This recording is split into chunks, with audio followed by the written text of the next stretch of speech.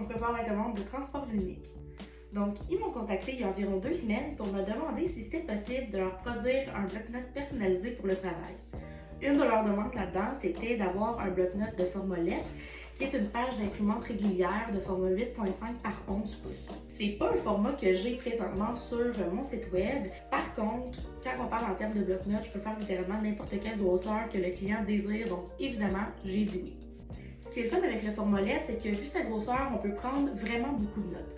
Par exemple, moi de mon côté, je vends surtout des 5 par 8, c'est mon plus grand vendeur sur mon site web, j'en ai un ici.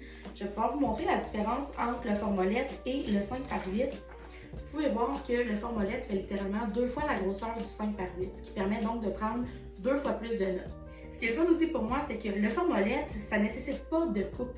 Donc, comme j'ai un fond blanc, c'est super simple à ce moment-là. J'ai simplement besoin de les séparer selon le nombre de pages qui est requis. Moi, ici, de mon côté, je prends 50 pages par bloc-notes, mais évidemment, je peux y aller personnaliser aussi et en mettre plus.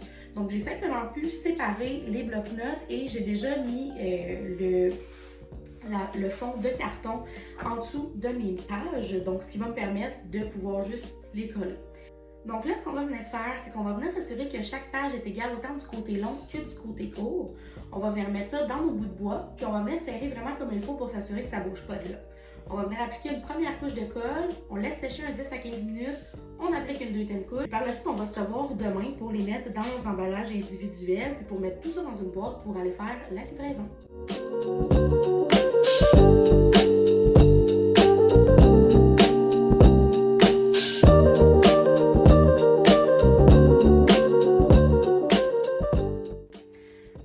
Donc ça a séché pendant un petit peu plus de 24 heures. Maintenant, on sépare le tout.